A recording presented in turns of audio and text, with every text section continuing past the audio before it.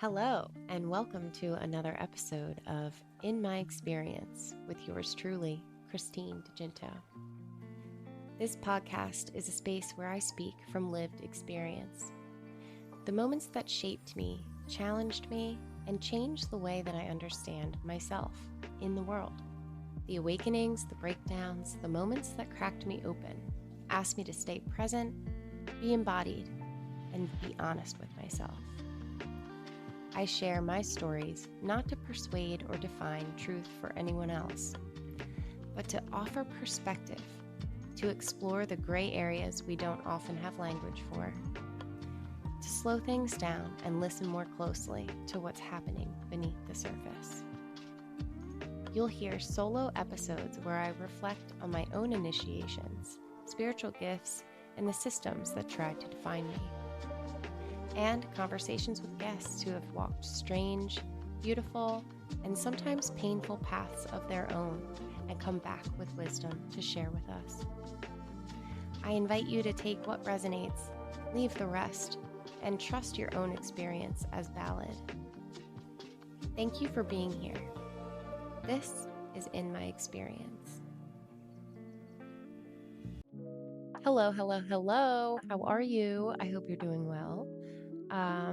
Today I had a little bit of time to myself, which isn't normal, and I was scheduled to have a recording, but my guest got a flat tire, was not able to make it, so we're going to reschedule. But in that time, I decided to make a solo episode. So here you go. I'm going to share this with you now, and while you're listening, as you find that I started talking about something and then just trailed off, that's my ADHD. So at the end, I'm going to summarize a few things that I started to talk about and then just absolutely abandoned. Enjoy.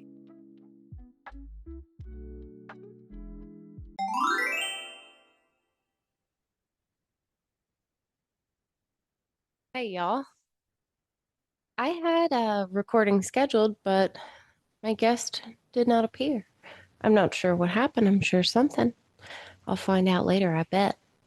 But I was going to take this opportunity to just have a little solo episode recording because my daughter is with her dad and I had this time set up and I'm all ready to go sitting here. So why not? And I hope you have some things going on that you can find the way to shift through what comes your way to ultimately progress yourself. You know? Doesn't bother me a bit that my guest did not appear. I know she has a tremendous amount of things going on in her life, and I can personally relate, which is why I reached out to her and invited her on as a guest because I'm so excited to hear her perspective, her experience, to share with all of you. You may not be aware. One topic very personal to me is the absolute circus that is family court, custody court, and the protection from abuse is what we call it in Pennsylvania. I'm sure it has multiple names all over the place, but essentially like the process for getting like a step above or similar to a restraining order, what it takes to qualify for that, and how people manipulate the system, especially in regard to custody court, to destabilize the opposing party, which is the mother of your children, usually. I'm not going to lie. I'm sure women do this too. But I don't know. It's seems to be typically when it's done by men and they're claiming instability mentally, they're claiming physical abuse, et cetera, et cetera. And not to say that it's not valid because women can absolutely abuse men, and it's silly to think otherwise. I would say that a lot of women get a pass For example, the reason that I can speak on this, you all don't know yet, but I have had two PFAs filed against me by my ex-husband, coincidentally, because he knew that divorce was looming.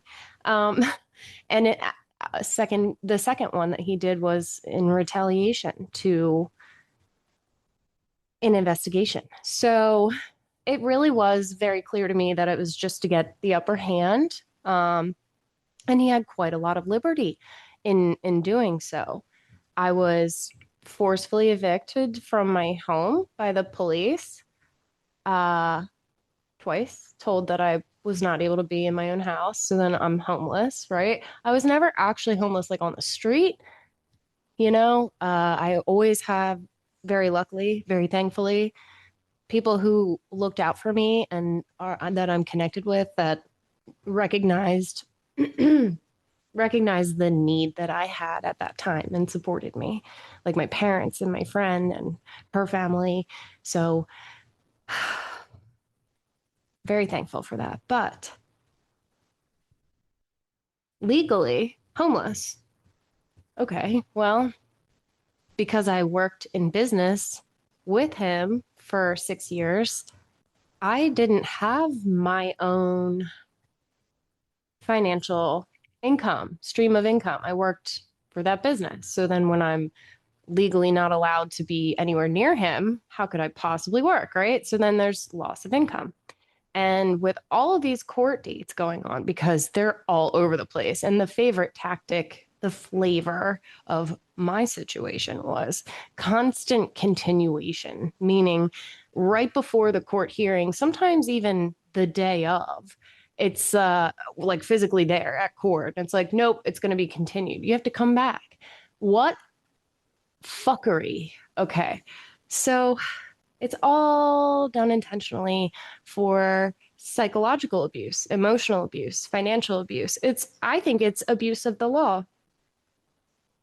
I was saying legal abuse. People are looking at me like I have fucking three heads because they don't even know what I'm talking about. And I'm like, no, I'm being abused by the law. Like, it's like, I can't, like, the law is supporting this person in destabilizing me, taking my kids from me and my animals and plants, which I also consider like my children.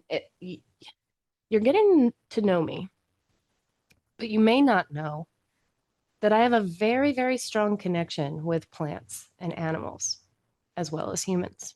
I care very deeply. I consider everything as a living being, and I put quite a lot of energy and intention into living things. That gives me life. I think it's because I'm a human with a soul. I don't think I'm special, but I do think that I have an extra special connection with things. And the reason that I say this is because I've also been excluded from my home. And it's not just like a place that I live, it's not just a house. It was also my dream that I was trying to build a sanctuary um, for healing, for my own healing, for my family's healing, and for other people's healing as a business, but not for money. I knew that money would come in the form of help from other people. It doesn't have to be an exchange of currency. It's energy, an exchange of energy. I wanted to build a safe space to allow time in nature, especially centered around children. I wanted to homeschool my daughter and put a fence up and protect our dogs who would frequently run into the woods and get Lyme's disease, et cetera, et cetera. There are coyotes, whatever. They're getting older. I just wanted to give them like space. Okay. I had two collies and they need work. They were, barking all the time and trying to do like they needed work. They needed something to do. So I was like, well, let's build a homestead. I want to put up a big garden fence and build raised beds and also have like the land, tilled and processed. Not that sounds fucking horrible. What I mean, the opposite of it, but peeling up the grass, rejuvenating the soil naturally, organically, and intending on growing plants for food and medicine. So that was my dream. I wanted chickens and honeybees, which I also had there. So just to put it into like some context for you, why I believe things were done intentionally to psychologically harm me is because what the actual fuck? Like there's no explanation for it, right? So this is kind of random and off the cuff, but I just also have to mention it because it came to me the other day and I was like, wow, what a blatant example of like, fuck you. And that was done on purpose. But I I went away a couple of years ago when I was at the house. I was living there after I was went through this process that I just described. It happened twice, like I said. I went through the process, and from what I saw in the court system, there was no escape. I had no support. I couldn't really fight it. I needed to just accept, like, it wasn't a square entry point where we were coming in on equal footing. I was coming in as a criminal who had to defend myself, who was looking crazy.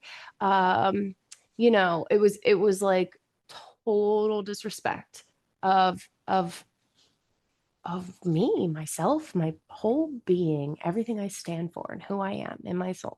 So very difficult to deal with.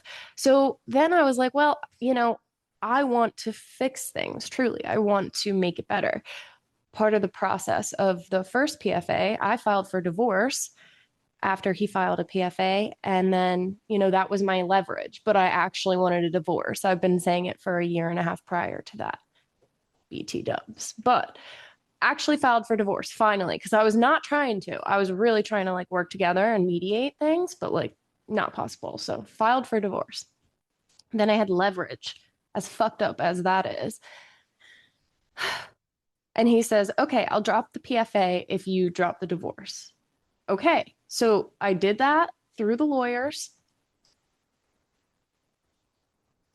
And one of the requirements was going to therapy, which we subsequently did.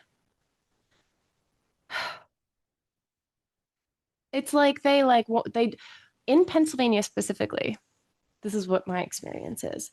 They don't want people to get divorced. It takes quite a period of time after you file is required to like make sure, and you're supposed to like do therapy and like, I mean, it sounds good until you're like in a situation where you're like, yeah, I absolutely need a divorce right now. And the process of getting divorced is getting interfered with and fucked with and delayed.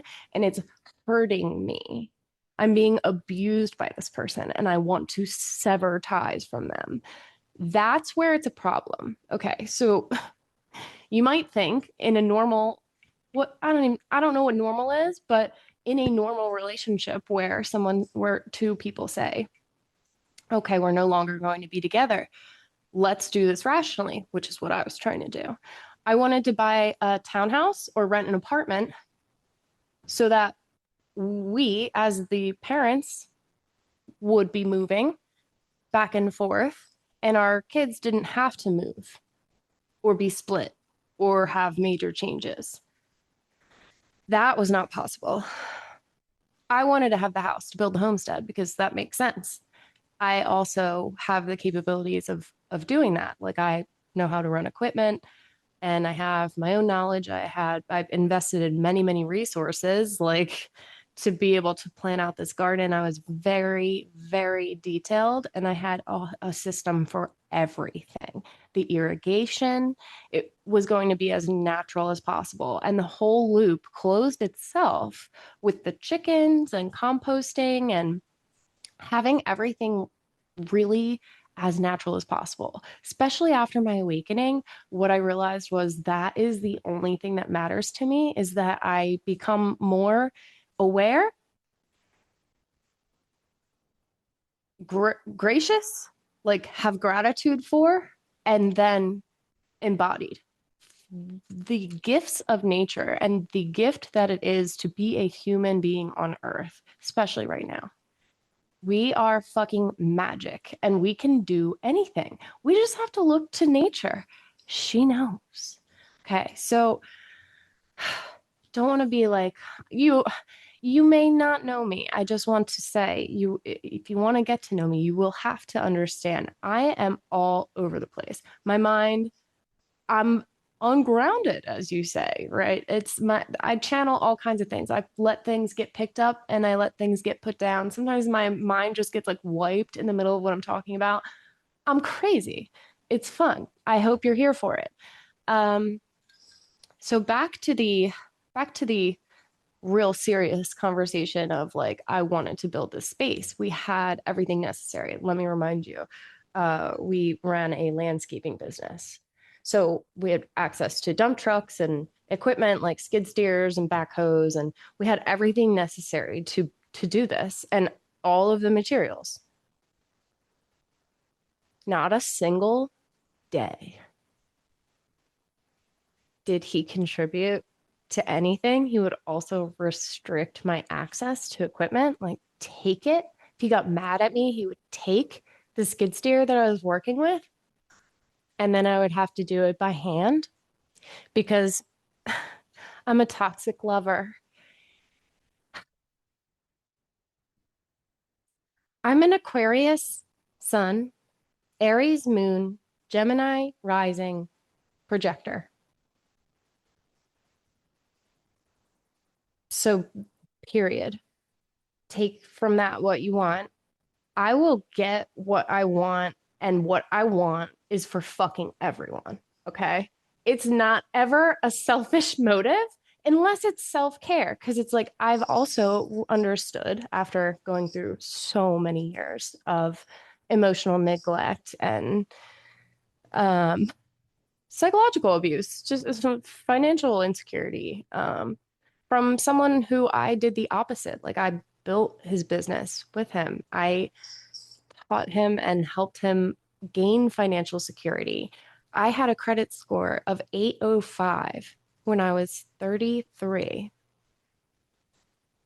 and it was completely decimated over 4 years because my obligations, my financial obligations, the credit in my name is what I used to pay for everything for my family. I bought everything, even pants, even jeans.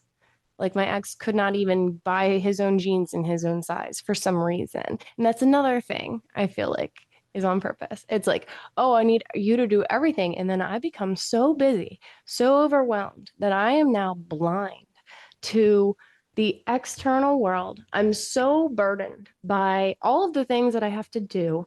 And if I go to get my hair cut once a year,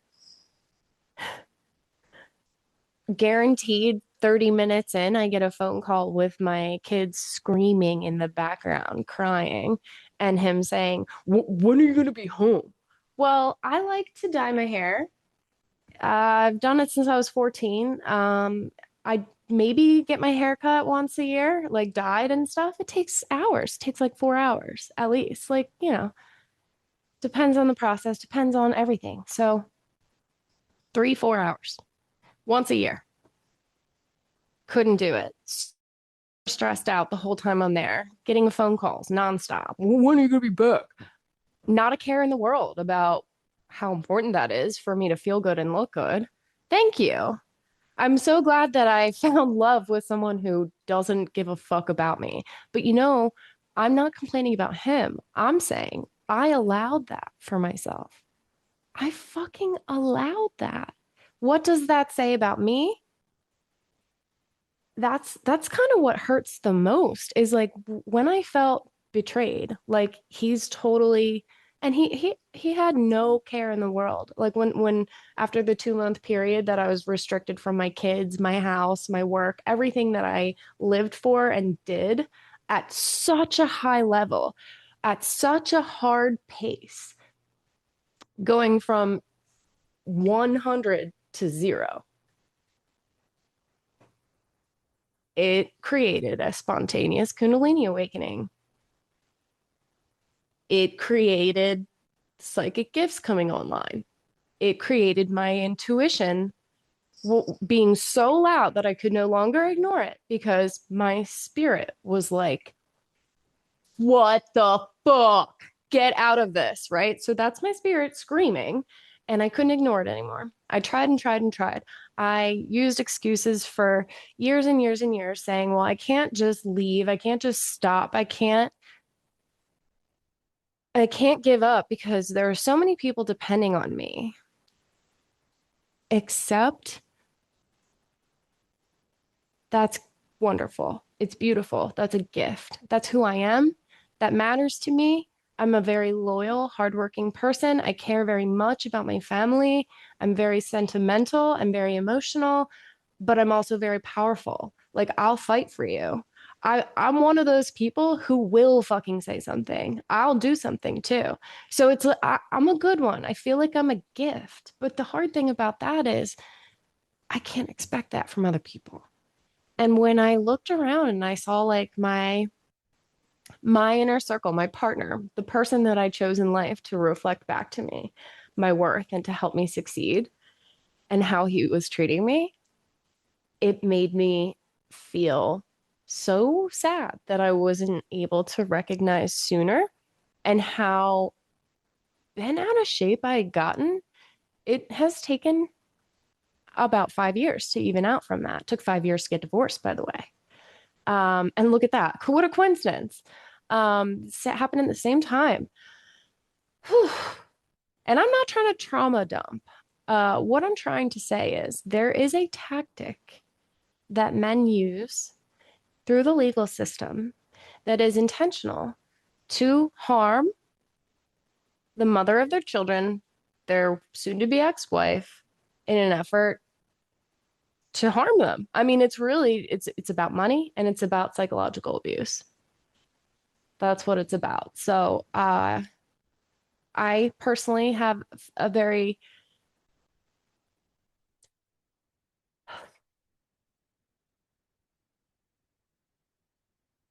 I personally have a very strong connection to this cause and to this issue and to the other parts of this topic. It's not even just about divorce or custody and a quote normal family. It's also this tactic is very, very prevalent in abusive people, people who abuse children as well. And the court system, the difficulty, the level of difficulty that women have had trying to protect their own children from their other parent that is abusing them.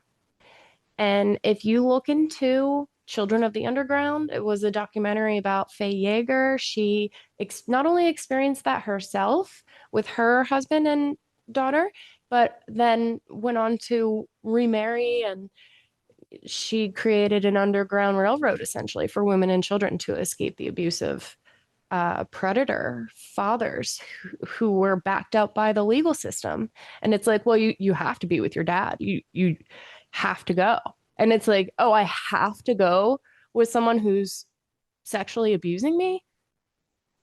How what how that has happened to so many women and children. It just blows my mind.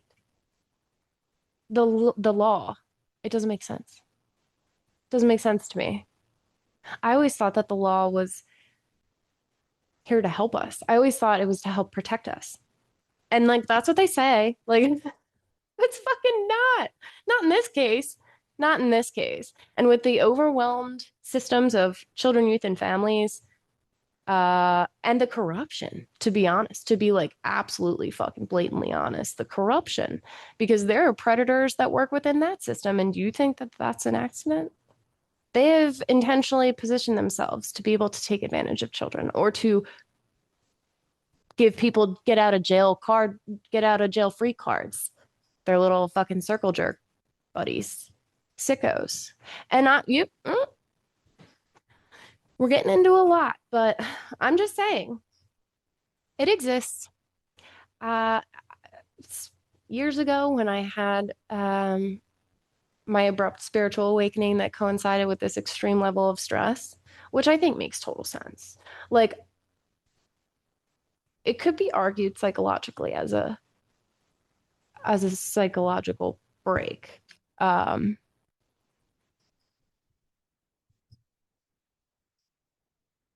or it could be a spiritual awakening. What the fuck is the difference? You tell me. I actually would love to hear that. I would love to hear from you. If you are someone who endured trauma or not and just had a spontaneous spiritual awakening without any knowledge of the spiritual realm, without any conscious knowledge of the workings of the spiritual realm, which is reality. I want to hear from you. Anyway, I hope you like my rambling. I like rambling to you. But again, this podcast is about my experience. And the only reason I want to share it is to bring awareness, to bring perspective, to open up the conversation, because I don't think most people in America understand that someone really could just go to the courthouse and write a statement under oath and fucking lie and change your life. Boom. Really fuck you up. You wouldn't even believe that that is possible. There's because typically when you get arrested, aren't you presumed innocent until proven guilty, right? Like there's no evidence of stuff, right? And God forbid there really is like a claim, a cause of concern that other people have initiated as a cause for concern to initiate an investigation with children, youth, and families, for example. And then someone files a PFA the day after that investigation is opened. And then that same person now has full legal custody of the child in question. And they're refusing their child to have a forensic interview, which they have full right to do because they have full legal custody. The other parent can't do a single thing. And it's all because they got a PFA. Simple as that. I think we need some reforms up in here. Or I would say that the court system that files PFAs, where there is a process, a due process without due process. Like there is a legal execution without any legal proceeding. That comes later. So I feel like that's like, I mean, I understand that it's for emergency situations and they try their best to navigate what someone is saying. And they can't just say, this isn't true, and then watch that person gets killed, which has happened before. But what the fuck? I mean, sometimes things are obviously not not up to snuff, not a real claim. Like, for example, in my case, the process typically for someone to get a PFA is go to the courthouse, and then there's an area inside of that called the Domestic Violence Center, and they have advocates who are attorneys who will help you file that PFA and represent you in court. Well, when they refuse to represent you, I would think that that would mean to the court or signal in some way to the court that this isn't necessarily legitimate because they represent everyone except for people they don't think deserve to have representation.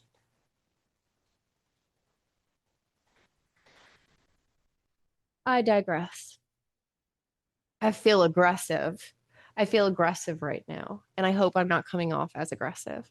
But these things should spark a little bit of outrage because they are used by people, and the people who are manipulating the system, they know this. This is their playbook. They're ready. They have the lawyers, they have the money, they have the plan, they just execute it.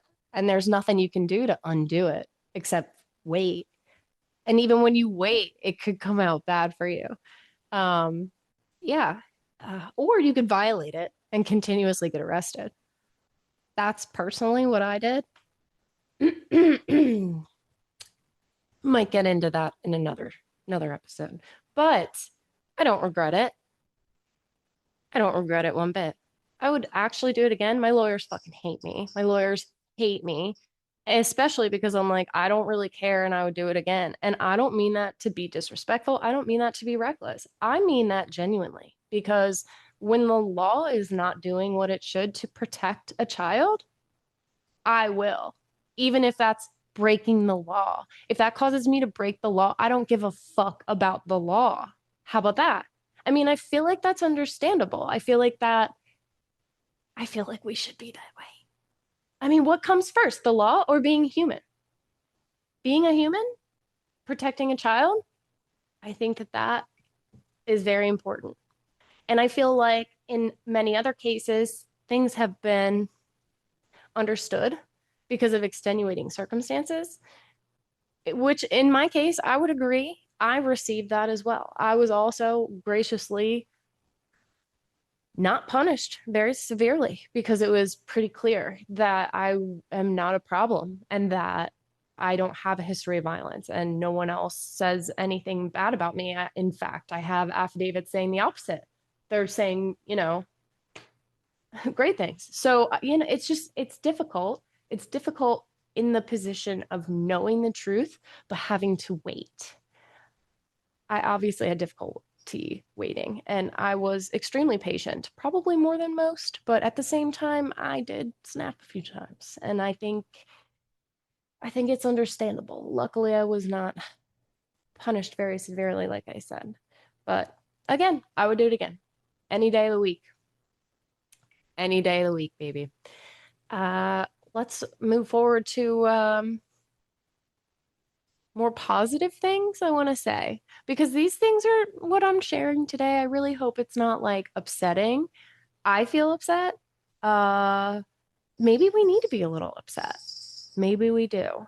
Maybe it's not a bad thing, especially in these times right now. I think it's a good thing to fuel our divine feminine, unfuckwithable dragon energy that we need to bring back to reclaim reality for humanity, true humanity to exist without interference of evil. And I think that's why we're here, friends. I'm really excited because I know that it's going to happen. We all are in this together, and we all need to play our part by remaining positive. So sometimes, despite, for example, this is a good example, despite going through really difficult things, like I just cited, and I'm just this is the tip of the iceberg, what I just let out, like verbal diarrhea, right, for the past, I don't know, 30 minutes. Tip of the iceberg.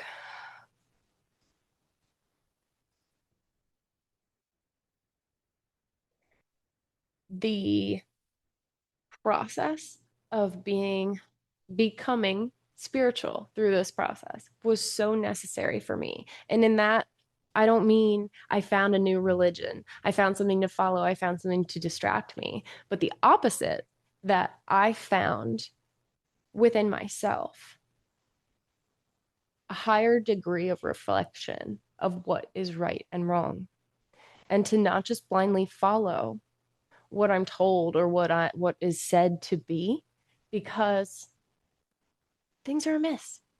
Things don't make sense. And it's not always for our protection, despite the opposite being told to us. So, in any event, I always appreciate taking time to breathe in all the way down to my root and connect in with the earth mother. Calm down. Calm the fuck down. Ground in and bring up like a straw some of that reassurance that we need to stand the fuck up and get going. Speaking of which, I'm going to do that. I'm going to get going. I'm going to go do some things right now. And I truly hope that I actually do share this episode without fear of retribution, because also along this process, I tried to share things online, for example, on social media. I even started a GoFundMe to try to get help financially to be able to fight all of these legal things. terrible. Like, just out here asking for money. But I needed it. So, and very thankfully, I was helped. And I was able to trade Akashic readings for people. Like, I offered a free Akashic reading by email after that. So it's not like I'm just trying to get get money. I needed it for a reason to be able to fight back. It's crazy how it's you're required. And you might say, oh, you could just get legal aid. Okay, well, didn't have access to any of my files, any of the things that I would have needed to be able to qualify for that. It also takes quite a bit of time. I urgently feel the need to make a change. And the only way to do that is to fucking slap some hundos, some thousands down, actually, in front of a lawyer and say, I need help. So that's what you do. Um, I'm really spastastic today. I'm gonna go. I'm gonna fucking go. But I hope you enjoyed this and it gave you a little bit of insight into my mania.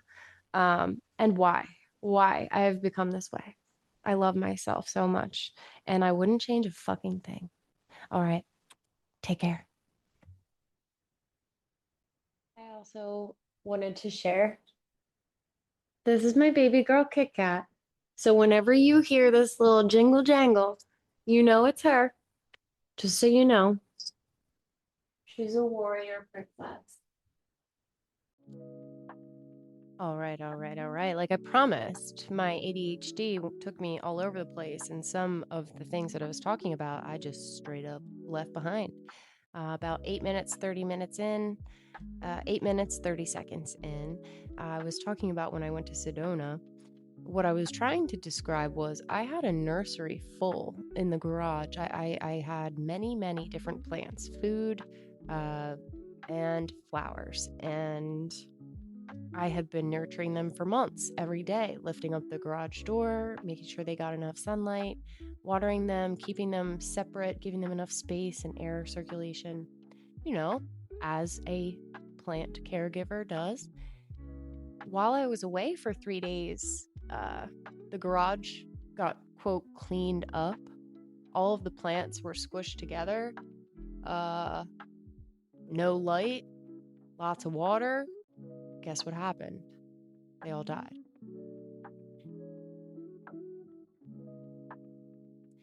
I asked, so this is what I'm saying by things that like had to have been intentional because we were both landscapers. One time when I moved back in, I had a lot of clothes on a rack.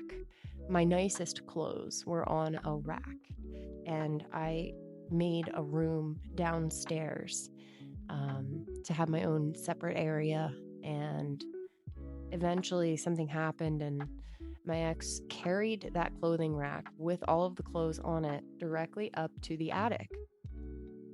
And so all of my belongings are like scattered all over the place, and that type of thing causes dysregulation. I wanted to bring that up. And it's interesting because the second time he filed the PFA against me, I was at home like I normally was, and the state police came, served me with the PFA, the warrant saying that I had to be evicted from the house.